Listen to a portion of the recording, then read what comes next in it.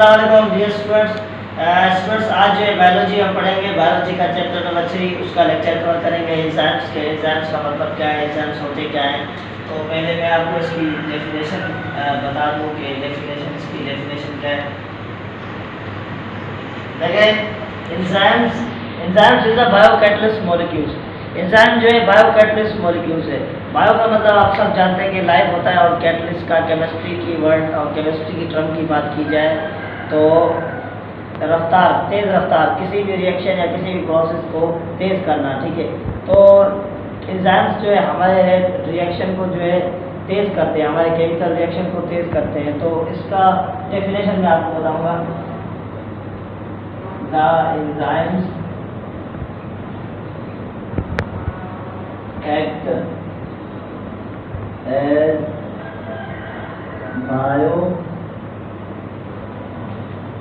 biocatalyst molecules. They increase or decrease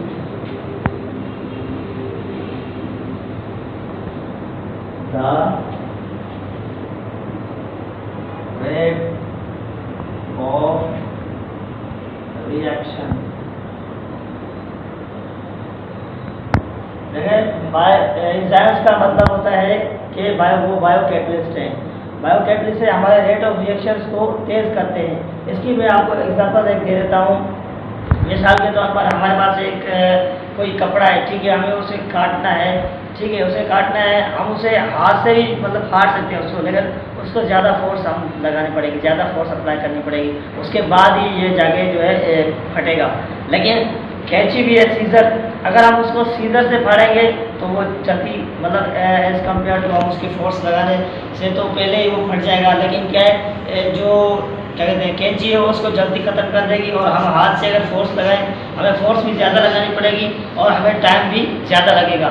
इसलिए तो हम सीजर्स का इस्तेमाल करते हैं। अगर एंजाइम्स ना होते तो हमारे अंदर जो केमिकल रिएक्शंस हैं, हम जो खाना वाना खाते हैं, जो भी होता है, थोड़ा से थोड़ा भी खाना हम खाते तो वो बहुत टाइम मतलब सदियों या महीनों के बाद रिएक्शंस होता, तो फिर हमारी बॉडी के साथ एक अच्छा निज़ाम नहीं होता, हम सही तरह काम कुछ भी नहीं कर सकते थे, बिल्कुल हमारी बॉडी नाकारा हो सकती थी। इसलिए तो एंजाइम्स की वजह से हमारी बॉडी जल्दी रिएक्शंस करती है, हर चीज़ करती है। और इसकी कैरेक्टरिस्टिक्स की बात करें तो कैरेक्टरिस्टिक्स ऑफ एंजाइम्स लिखते हैं हम लोग। Characteristics of enzymes. और मजे की बात बताऊँ, एंजाइम्स जो प्रोटीन से बने होते हैं, तो इसका मतलब पहला हम इसका कैरेक्टरिस्टिक लिखेंगे, these are made up of proteins, ठीक है, ये प्रोटीन से बने होते हैं।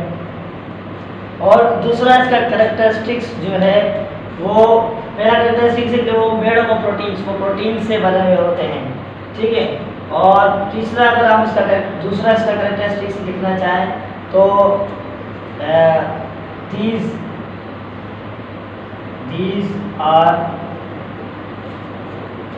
not do any these are do just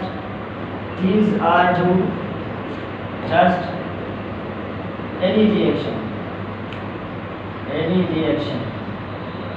इसका मतलब है कि जो एंजाइम्स होते हैं वो एक ही काम करते हैं, एक ही रिएक्शन करते हैं। मिसाल के तौर पर एक बायोलॉजी का टीचर है तो वो आपको सही तरह से मैथ्स भी नहीं पढ़ा सकता। अगर मैथ्स का टीचर है तो वो आपको बायोलॉजी का सही तरह बायोलॉजी आपको नहीं पढ़ा सकता। इसलिए एंजाइम्स भी, सारे एंजाइम्स एक ही काम नहीं करते, हर एंजाइम्स का अलग अलग काम होता है, ठीक है। अब हम इसकी तीसरी कैरेक्टरिस्टिक्स की बात करें,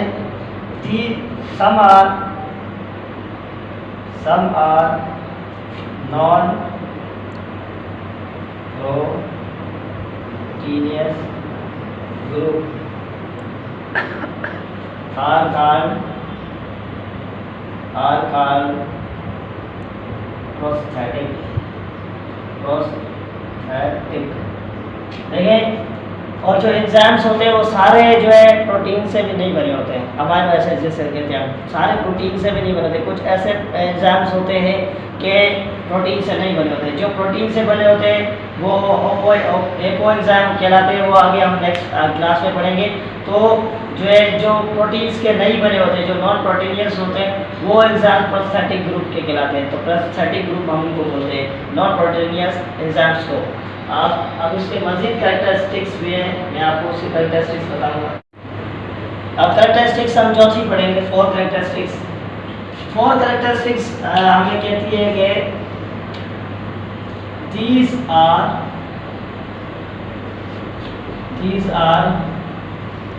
small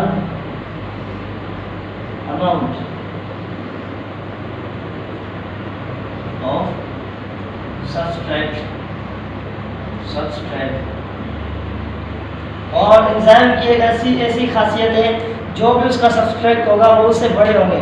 मिसाल के तौर पर मैं आपको एक डायग्राम बनाऊंगा, जैसे ये है, ठीक है, ये जो है एंजाइम है और उसका सब्सट्रेट ये है। जो एंजाइम है वो अपने सब्सट्रेट से हमेशा बड़ा होगा, ठीक है। जो भी उसका काम होगा, प्रोसेस होगा, वो अपने सब्सट्रेट से बड़ा होगा, ठीक है। उसका जो सब्सट्रेट होगा जिस पर वो रिएक्शन करेगा उसका छोटा होगा। बिल्कुल आपने ये देख लिया कि ये इसका सब्सट्रेट है, ठीक है, और ये जो है एंजाइम्स है।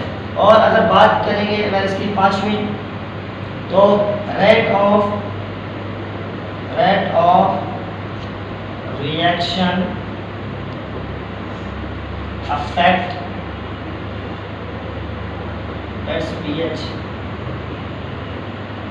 its pH का मतलब है पावर ऑफ हाइड्रोजन। जो इसके एंजाइम्स के जो पावर होती है, रिएक्शंस होती है, वो उसकी रिएक्शंस बहुत कम लगती है एज़ कम्पेयर टू, जैसे मैंने आपको सीजर्स वाला बताया था, एग्जांपल दी थी, बिल्कुल इस तरह कि हम खुद ही अगर क्या कहते हैं उसको फाड़ना चाहें तो बहुत ज़्यादा फोर्स लगेगी, अगर सीजर से करेंगे तो बहुत थोड़ी सी। इसलिए जो ये है इस एंजाइम्स की वजह से जो पावर ऑफ हाइड्रोजन भी बहुत कम लगती है। तो स्टूडेंट्स हम नेक्स्ट क्लास में पढ़ेंगे इंशाल्लाह नेक्स्ट टॉपिक। तो तब तक अपना ख्याल रखें और वेट करें।